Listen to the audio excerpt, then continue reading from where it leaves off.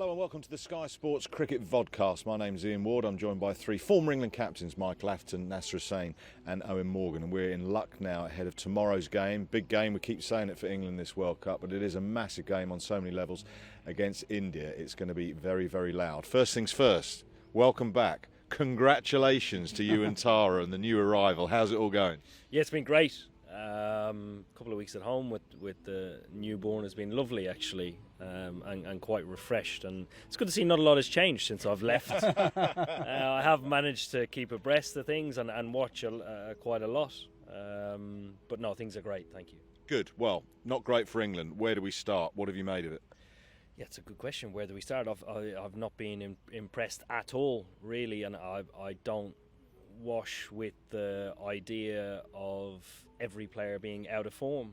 It's just an unrealistic get out or throw away comment in a side that has the talent, the strength, the calibre and experience of this England squad.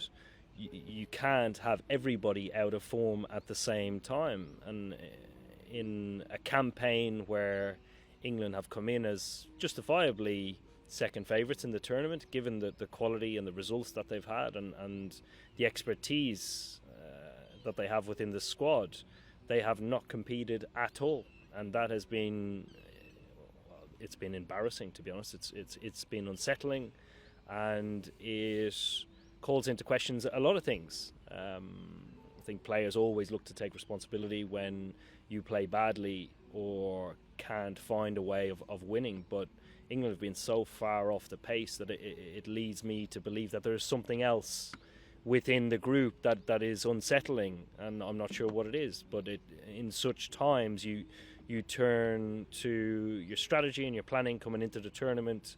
So the likes of Rob Key, Luke Wright, national selector, coach Matthew Mott and captain Jos Buttler, you have to question the processes that they would have committed to applying before they got on the plane out here, and whether they stuck to them. And certainly in my eyes, the method that England have used for a long time is very obvious. The balance of the side is very obvious. The quality of player that they produce is very obvious.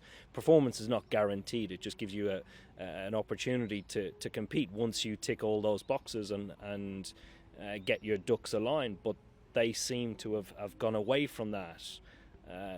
Not just slightly, but by a long way, which is really surprising, because the team that I watched play the other day against Sri Lanka was a side that lacked a huge amount of confidence, a side that looked like the morale had been damaged massively due to the magnitude of the defeats that they've come up against. And the challenge then becomes off the cricket field. It's in the change room. It's trying to regather belief, regather clarity, regather confidence, and they haven't done that. And that's, for me, has been the worrying thing, because we should remind everybody that this England team has the ability to conquer anything, no matter how great the challenge. But if they can't gather confidence in the changing room or off the field, we've already seen what results that produces. So it's very, very disappointing. And being a guy who spent a lot of time in that changing room and recently left, I found it hard to watch against Sri Lanka. I've played in teams that have made bad decisions and have been unbelievably low on confidence, and it reminded me of teams that I've played in that have been terrible and been knocked out of World Cups in dramatic fashion, but not with the level of expectation that this team has. That probably leads me towards, like, what is the strategy? What is the planning? Why didn't they continue to commit to what has worked previously, which all leads us way to the leaders within the group?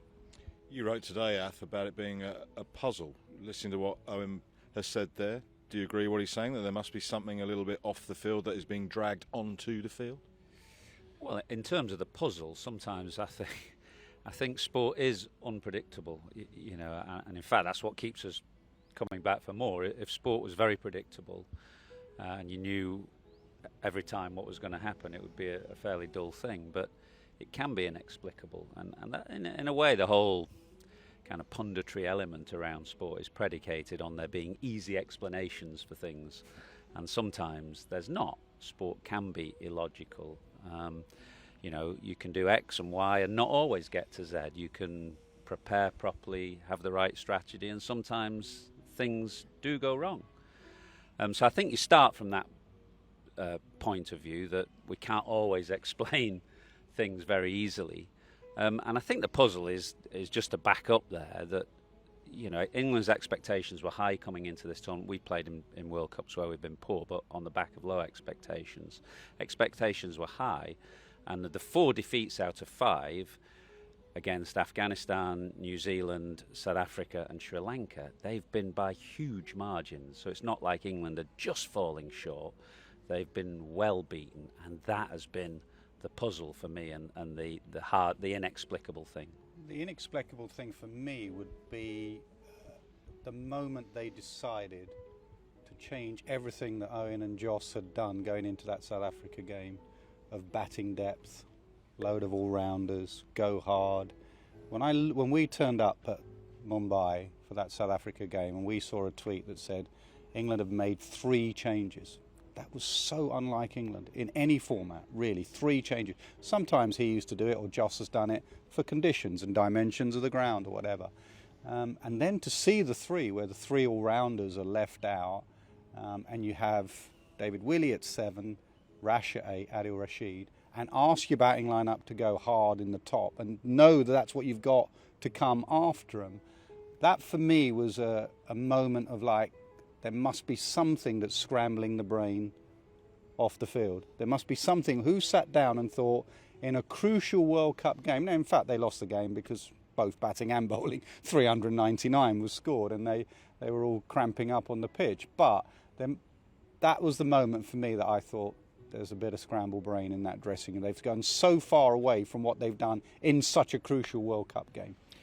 And I think just to back up that point, when you play in a changing room that thrives on confidence and needs it to try and apply the method that they use, when your leaders are scrambled or there is indecision going away from your strengths, everybody in the team notices it, and it is unsettling. And I think that sort of indecision and that change actually led to a bad decision at the toss, because I've made bad decisions at the toss, I've made bad decisions in selection, but your bad decision at the toss comes from, you know, the previous day's selection. If you've made a handful of changes, you've probably already made your decision about the toss the day before. So you go out to the toss with a scrambled mind. You're not taking in the level of humidity or heat or anything. You just want to get started. So you've already made the decision without taking in the information. But Nasser's point about adding to the uncertainty that, you know, there's always a huge amount of vulnerability when it comes to performance and trying to do well, particularly at a World Cup. But if you add to that uncertainty by chopping and changing, you're almost reaffirming that some of the players are out of nick and we're not quite there as a team. So you're not giving that reassurance that humans need to go and achieve a goal or to get from A to B. So it just added fuel to the fire, really. I wonder also about the central contracts that were announced. 29 of them, 18 of them multi-year deals. Some players would have been thinking, do I take the 3-year on off or just 1 or 2? Ben Stokes took the 1. David Willey played in the game the other day and opened the bowling, doesn't have a contract. You had a similar sort of argument, the team, with the authorities ahead of the 99 World Cup. Did that bleed into your performance? Could that have bled into England's performances here? Well, it was a long time ago, but obviously there's the uncertainty before a ball goes down in 99. And it also created a clash with the board. You know, the captain, Alec, was going in one direction. There was a clash maybe with Alec and the board. So you didn't feel like it was all of us against every other nation. You just felt like, you know, we're turning up. There were some people, this was their major World Cup and they weren't being paid enough, so their spirits were down. And going into this one, I was surprised at the timing of it. You can imagine that we've all been in teams, we've all been on WhatsApp groups, we've all been around hotels where there'll be a lot of whisper, a lot of chat. What did you get? What are you going to do? What you know, are you going to go for the franchise route? What money are you on? David Willey sitting there without one being offered. That is not what you need in the middle of a World Cup. You know, with everything else that's going on, Your only focus has to be on the next game of cricket, not on your contract. And they are humans, and I don't blame them at all. Their focus would have been on that. They're major decisions that if you make now will affect the rest of, or the end of your career for some of them. So I understand why they would be thinking about it.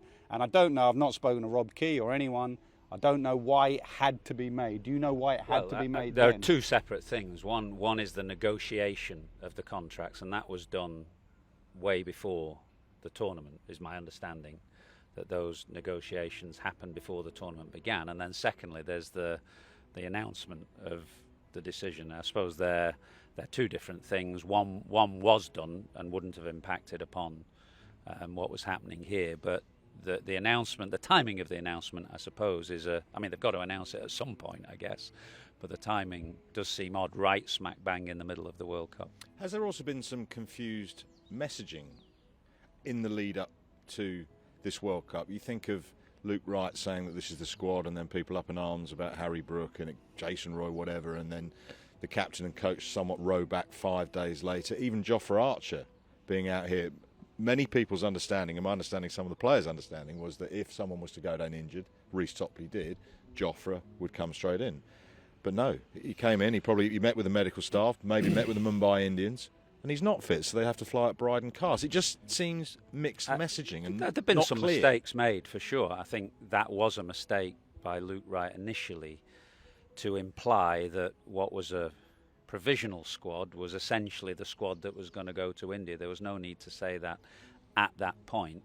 But I thought it was a perfectly reasonable call to leave Jason Roy out and play Harry Brook. I would play Harry Brook. Now, that's just a matter of opinion. You know, people will have different opinions. And that's been compounded by one or two errors that we've touched on here in the World Cup, of which I thought the toss in Mumbai was the biggest.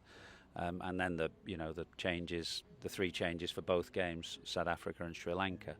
And what happens is, with little errors, they kind of add up and have the impact upon the team that Eoin was talking about earlier. And that's one aspect of it. I mean, you know, as we're trying to dissect England, there's the immediate, isn't there, in terms of what's happened here in India, the little mistakes that have been made, the lack of form, how they've played, and then the broader context of, you know, the previous 18 months where, because England play so much Test cricket, cricket's a unique game, isn't it? There's three different formats, Test match, 50 over, 2020, and England play far more Test cricket than anybody else. I did look at the numbers, actually. We played 50 Test matches in the last 4 years.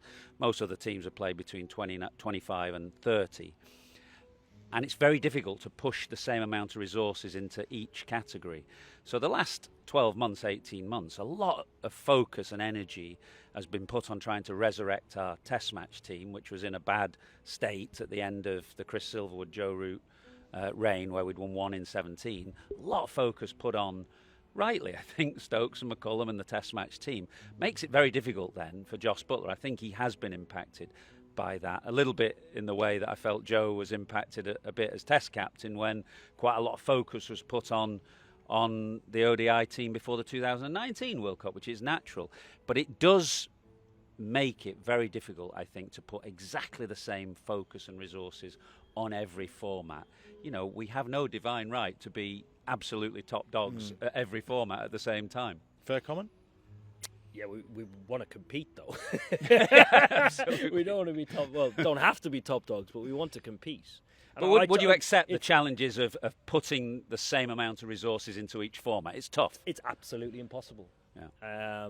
And given the demands around players and the level of opportunity around the world that players want to expose themselves to, adding on international cricket is the international cricket calendar. It just becomes an endless fight to try and make do in the lead into a World Cup or an Ashes. So you have to prioritise, and I totally agree. I think England have done the right thing by prioritising Test match cricket, because things were so bad that something significant and meaningful had to change. But I do think Jos and Matthew Mott have, as a result, probably borne the brunt of a little bit of idle selection maybe when it comes to the interesting prioritisation. thing there is that I'm not sure how much it impacts. I mean, these guys are very experienced, aren't they? They're all over 30. They've played masses of ODI cricket. I'm not sure how much it's actually impacted upon their performance, but what it might have done, and we were chatting about this the other day, is camouflaged one or two areas of weakness. So if there had been more opportunity for this bunch of players, the best ODI 12 or 13, to play in more ODIs in the 12 or 18 months prior to this tournament, you might have seen signs of decline. I'm not saying you would have done, but they might have been there. And the fact that they've not played very much together has almost, hidden any signs of decline that might have been there. Take the Bangladesh ODI tour of Bangladesh. It started the day after the New Zealand Test match series finished, so they couldn't have their best ODI team in Bangladesh. So they're there with a team that is not their first choice outfit. So you kind of not really knowing how they're doing. And I think that was Matthew Mott's point about coming into the tournament slightly blind, which I think is a fair comment.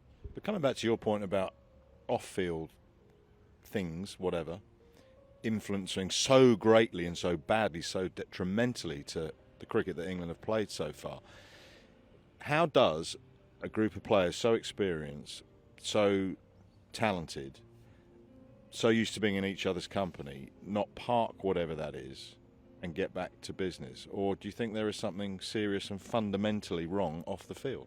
Yeah, I'm not quite sure. Again, the time together for me supersedes the actual ODI cricket that they might have had to play. So more time in each other's company, just absolute clarity and backing and belief and gathering any sort of momentum as a group does play a significant part. I mean, they're not machines. They can't just be chucked together at every World Cup and hope that they do well. But the decisions, given the how badly the decisions that have been made have gone away from how England play their white ball cricket, it begs me to think that there is something going on. I mean, you don't make completely irrational decisions when you have a high quality side that they do, that have a huge identity when it comes to how they play. You don't try and overcomplicate things, particularly when you have a winning formula to hand. Yes, you might lose, but lose in the way that you've using the method that you've used for a long time. You want to go back to the tried and tested method, and for me, England have lost again in dramatic fashion, going away from what works, both with the balance of the side and the selection, but also calling into question how they've played. And yeah, I'll reiterate, I've played in sides that have done that, but we had no method. We were constantly searching for the right balance because we weren't a good team. And I've played in really good teams that know their game inside out and want to be the side that nobody wants to play against. But England find themselves at the moment that being in the position where everybody wants to play against them, because there isn't that clarity, there isn't that belief, there isn't that level of X factor that England have played with for such a long time. But what suited and worked for Eoin's side in terms of that brand of cricket might not be working now. They're not playing that brand of cricket, but they need to evolve as well. I mean, I know they're all over 30, certainly in that last game, but did that need to evolve? You look at some of the two run-outs, how symptomatic is that of where the team is at?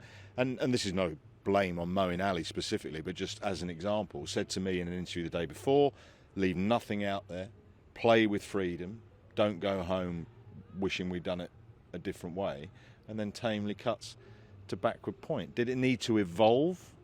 No, do you not think, though, that we forget as pundits what it's like to be a player? That, it's all easy sat here in lovely gardens with a swimming pool behind us or up in the commentary box. In the heat of battle, whatever you've said in a press conference or an Ian Ward interview the day before, actually in the heat of battle, and this is why Owen's point is a good one, that is when you do need your clarity of thought. That is when you do need to be in great nick. When you are under pressure, you make bad decisions. And that we have seen bad decisions. We talk about decisions off the field, but bad decisions on the field. That was never a run, with Johnny. That, Adil just trying to tap in at the other end. When against Sri Lanka, we have all played against Sri Lanka. You got to be switched on. Kumar was the best at it. You know, you be switched on, you're on the crease at both ends. The mowing shot, you can go through the lineup and, you know, they don't look great. That is because you are absolutely under pressure. They are still a phenomenal side. So I'm not buying the fact that they're just not good players. Bairstow is an exceptional player. Milan's stats are phenomenal. Then after that, in comes Root. They are not far away from his side. So it's not a massive change in personnel. It's not like they're having to reinvent the wheel. They are the side. Going into this tournament, you ask every single pundit, who would you have in the top four? You name me a single pundit that didn't name England. We all did, right? Everyone I've worked with did, because they saw the team, and it's not like there's a new team being thrown together that needs some other direction or evolving. They had evolved, and they were ready to go, we thought, and they just haven't gone for some reason.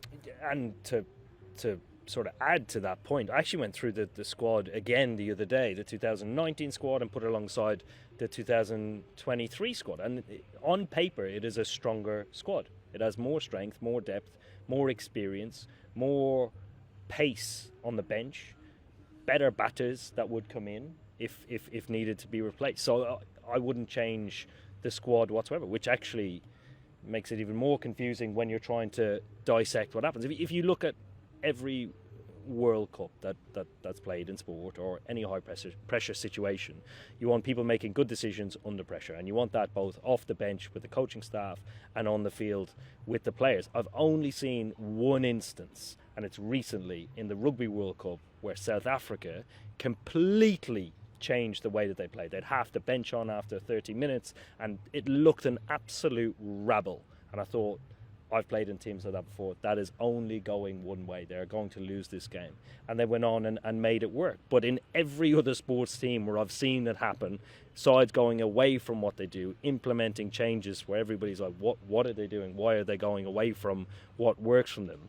They ultimately fail. So again, that continuing to question, are they good enough as players, or are they in form, is not being reassured on the sideline, because selection has been, it's been a constant overturn of players when you need just absolute certainty and clarity. So the viewer might ask why. Why would England make that change? They literally went from one side, the sort of side you'd have picked, to a completely different, and then they went back. He called it flip-flopping the other day. The England fan would want to know why. Yeah, again, a good question. So you go through the process. We've all sat in selection meetings as England captains, and you might have your coach, national selector, maybe an analyst as a sounding board, whoever that might be. And I've no doubt that Jos and Matthew Mott would have gone through the same process that they have gone through previously. But obviously there is a lot more pressure in must-win games. They go into that South African game having to win in a way that will prove to the changing room that we have arrived at this World Cup. We've not just turned up to make up the numbers. We have arrived and we have applied what we want to do. There is a conversation somewhere in amongst there where somebody would have sold a team, which is the team that would have taken the field, and convinced Jos. It might have been Jos himself, it might have been the coach, but they convinced significant change was the best option. And I'm sure they'll look back on it now and say that they've made a mistake. I tell you what I've really enjoyed in this tournament, actually, is the reminder of how different 50-over cricket is from T20. And a lot of our focus, and no doubt the team's focus in the last couple of years, has been on T20 because of the World Cups, the World Cup in Australia and the World Cup in UAE the year before. And actually, I've really enjoyed just being reminded of the differences in the game, the differences in the rhythms of the game here. And I just wonder whether England's players have been a bit slow to react or adapt to that. I'll give you an example in that South Africa game when England got Miller and Markram out and Klaassen was in.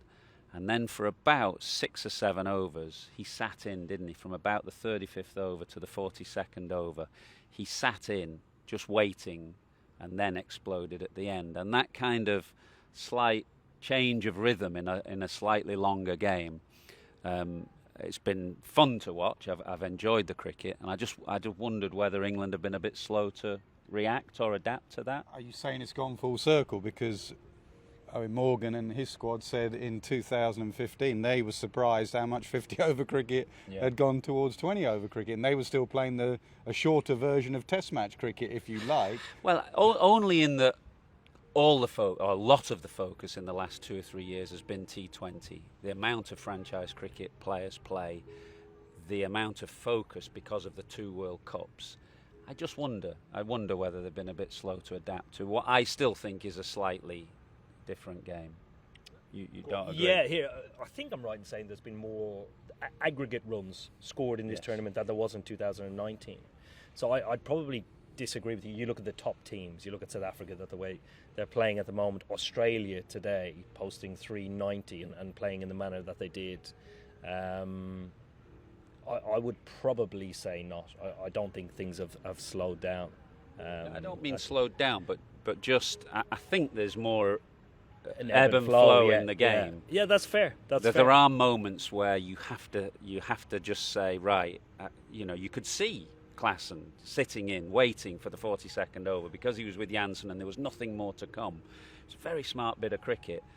And it was a double whammy because the longer he waited, the more tired England well, got. Sure. When they were dead on their feet, he was pretty tired as well. Like Caesar, didn't he? But to give you an example, in a T20 game, if Klaassen was in at that point, all the analysts would say, well, you can't bowl an off-spinner at him. That's just a no-no. The matchup is a no-no. Whereas actually in 50-over cricket, you can say, well, I probably can bowl my off-spinner at him here because I know that he can't afford to take too many risks right now. So just a slightly different game, I think. And I just wondered whether England were a bit slow. He mentioned analysts there. Do you think there's an over-reliance, and you can't talk about this particular team, but on the analyst? You are a person that used to look up and have a look at numbers, put numbers up and react to it, but you had a gut feel as well. That day going out for the toss, the side that was selected, the stats said that seamers at Mumbai had better stats than the spinners, so Moeen and Livingston don't play. Also says, bowl first because later on chasing it skids on that's under due. IPL in March later at 7:30 start. Very different. So on that morning walking out, that afternoon walking out, when you walk out in that heat and humidity, your analyst might be telling you one thing. Would you look and go, no, sorry, that's wrong, I'm changing Well, he'd that. have had such a bead on walking out. I'd have had to change my top twice. I remember doing a toss day years ago where I walked up and down 3 times and walked out and MS Dhoni had a jumper on. I couldn't believe it. You got a beat on carrying the World Cup out that day. No, but there has to be a balance. I mean, you know what your natural instinct is. You work it to the strengths of the team and you try and implement the information to try and make a correct decision for the team's benefit. That's what it is. You can overanalyze things as much as you want, but they have to work in favour of your team on the day, on the ground. And it's a good example of just getting things wrong. I've got a lot of things wrong over the years and have learned from them. And experiences like that for Jos, he will learn a huge amount because, like I said at the toss, I think there's probably a decision that he made the previous day as opposed to one on the day with conditions in mind. But I've no doubt now that he will learn from that. I mean, I think he should still captain England in white ball cricket. I think, without making Eoin blush, I think it's difficult for Jos following Eoin, who is a great one-day captain for England, and it's like the following Ferguson thing at Old Trafford, isn't it? No matter how good the person is, they're always going to be slightly, done in the comparison. So that's unfortunate for Jos. But a year ago, he's a World Cup winning captain himself. Yeah, exactly. He's not had a good tournament. He struggled with the bat. He's made some bad calls. But I don't think that you can equate that by saying he's not up to the job. I do think he's up to the job. Of course, England have got another World Cup next summer in America. And therefore, I think he should stay on as England captain. But with Jos specifically, if there is some confusion off the field and they're talking about how to balance the side, we mentioned Ben Stokes the other day. Now, none of us are going to say Ben Stokes should not be in this side, but the fact that he does not bowl didn't afford Jos the same flexibility that it afforded Eoin when he did have the ball. So that has been a problem in terms of how England balance their side a wee bit, hasn't it? It is, and I remember doing a side in the summer, and I went, played Stokes and Harry Brook, and he sort of looked at me as if to say, you haven't quite got enough bowling in there. And that is what Jos is thinking now. He plays those two, and he can't get the bowling right. He has to leave one out, and then the batting and the all-rounders aren't in great nick. Let's be honest, they're not. I consider Chris Woakes an all-rounder at this level. Sam Curran. I just look at Livingston, hasn't quite Mo. It's like, so they can't quite work out which way to go. That's why they are flipping. Because now if Stokes was bowling and bowling well, that isn't as much an issue. But now it is an issue. Like what will they do tomorrow? Will they go to plan A or plan B? And I agree with him. I said it before the game the other day. If you're going to go out of a World Cup, go out playing the brand and style of cricket that you've always played leading up for 6 years into that World Cup. Go out that way. Otherwise you'll end your career going, when you have a real clarity of thought, like now I look back on why did I make that decision in the NatWest final? Why did I make that decision in Port Elizabeth? You'll end your career going, really, why did I make that decision? And you make it because you're so stressed, your brain is so scrambled, you're under so much pressure, you make bad decisions. So the only thing I'd say to Jos, you'll be getting so much information, just find yourself a calm, quiet place and really remember what made you the batter you are and made the team the success it has been for 6 or 7 years now, and try and stick that. Tinker with it, but as he says, not the major changes that are needed. But it is an issue. He has to play. As we saw the other day, he was trying to get that recovery going again, got the tempo just about right, but it does affect, same with who they're playing tomorrow, Hardik Pandya. It does affect the balance of your side when your star all-rounder can't bowl. Yeah, I think that again, to come back to Atha's point earlier about not having the team around and playing together and just being around and having absolute clarity in how they're going to balance the team, it's been impossible. Ben's been retired for a year now, or over a year, and then come back out of retirement. But up until then, they've accepted that they haven't got an all-rounder, and they've utilised other all-rounders in that same vein. So if they actually had a prolonged period of time doing it, it wouldn't be an issue, because you'd say, well, Ben's a batter, he's coming in for a batter, he's not coming in as an all-rounder, and we don't have another replacement. So that probably adds to the lack of clarity in defining the balance of the team. You started this with the you don't agree with they're all out of form or whatever, and I see your point. I get it. There's got to be a reason why they're batting the way. It's a bit of a cop out to say that, but do you not agree that there are that middle order?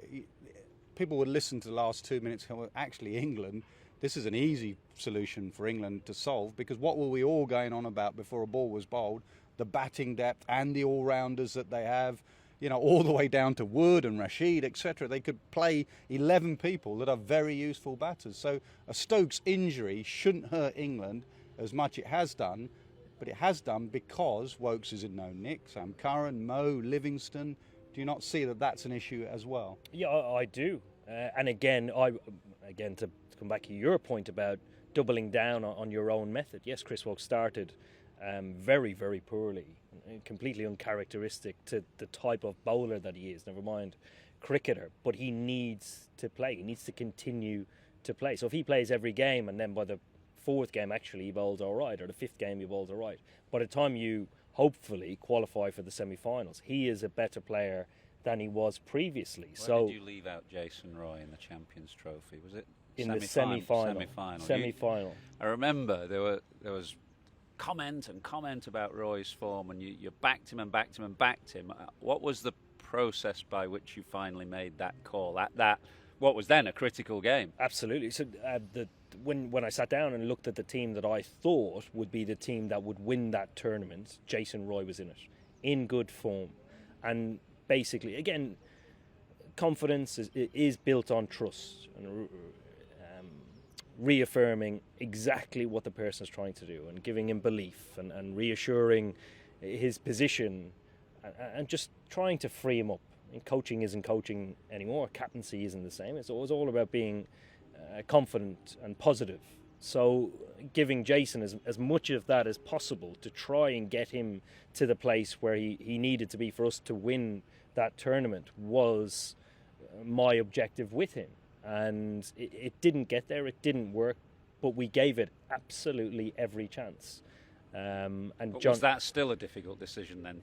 Did you have to think long and hard before you left him out? Because by any measure of form and performance, he was lucky to be there at that point. Yeah, and we were 2 years into the 4-year cycle, and then again, selection, I always thought was a big factor in that trust, particularly in the batting lineup when you're asking guys to take on more risk and be more aggressive.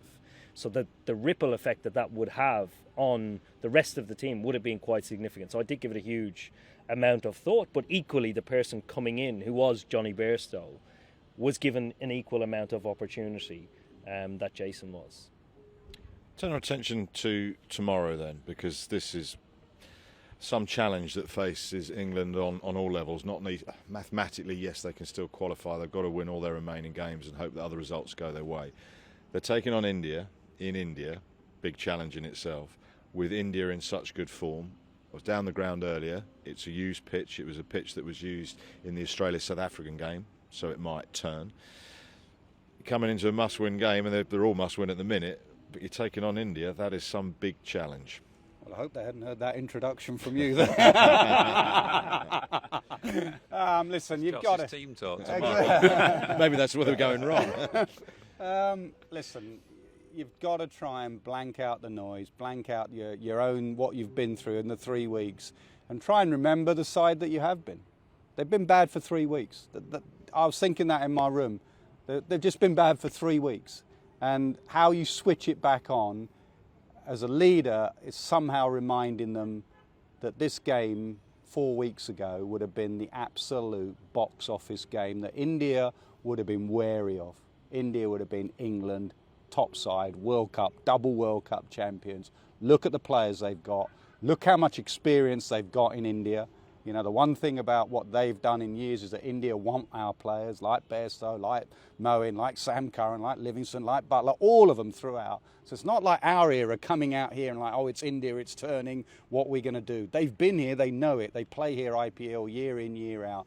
So it's a reminder to them somehow that these 3 weeks have been bad, but the last 6-7 years you have been brilliant cricketers, and you can beat India. As I said to you the other day, go out there and spoil the party. It'll be 95% India fans. The roads will be packed. The pitch will spin. They're a top side on form. But go and spoil it and just remind everyone what the side you are. Remind yourselves. Just one thing about the selection of the team. I read a piece just before we started this from somebody saying, you know, England have got to look to the future now. They've got to play Brook and Atkinson. And, well, I think Brook should play, but not because they're looking to the future, because I think he's in the best team. England have got to win this game. There is a slim mathematical possibility that they can qualify, and they can only do that if they win. They have to cling to that hope while it lasts. And you can't be thinking, you know, the next World Cup in 4 years' time. When you're in the middle of the World Cup, it's about winning today and what's in front of you. And there's still a tiny, the door is just ever so fractionally ajar for them. And whilst it's ajar, they've got to pick a team to win now. Finally, if Jos sidled up to you in the next 10 minutes and said, come on, what do you reckon? Skip, what would be the one bit of advice you'd want to give to him? It'd be the same advice. You asked me the same question before we actually got on the plane to come here, and it is stick to your strengths.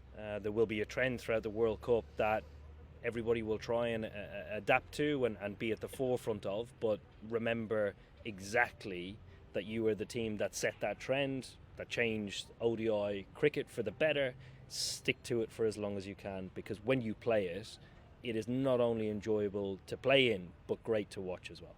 And Jos, the player, something we haven't touched on. We three have been there as captains. Every decision you make as a captain is so much easier when you are playing well and you feel great about yourself. What would you advise him as Jos, the player? Some people, I did something with Ravi Shastri the other day, and it goes against everything you're saying. He thinks get Jos up the top of the order and play like he does in T20. In 40-degree heat, exactly. keep wicket for Mumbai. 50 overs. I was like, not now, Rav. You know? But what would you be advising him as a player to go out and perform the way we know he can. Yeah, so as a captain, you know that not only decisions can weigh you down, but they're very time consuming. And you spend a lot of energy making every single decision. So you want to save as much energy as possible for your big decisions, which are selection, make it as simple as clear cut as possible, announce the team, and then offload every other decision that you need to make and focus on your own game personally, because you don't get a lot of time to do it as captain. You're normally pulled here, there and everywhere, but actually what are you working on your game to make you a better cricketer, to prepare for tomorrow? That might not be to hit a ball. That might be to go and spend time with your family. Go out, get outside, go for a swim, do whatever you want, go play golf. But try and switch off between now and then. And you can switch off knowing that the decisions have been made and also other decisions taken out of your hands. So the coach and backroom staff come into effect as well. So you can set up a little bit of structure around some of the decisions that would have been weighing you down coming into the game. So allow that to give you the best opportunity to go and captain well, but play well as an individual tomorrow. Well, if they do lose tomorrow, it's got to be Key out, surely. We've got to get that hash, His stock has gone up and Key's stock has gone down. Atherton and Asmorgs, thanks so much indeed. We'll see you next time.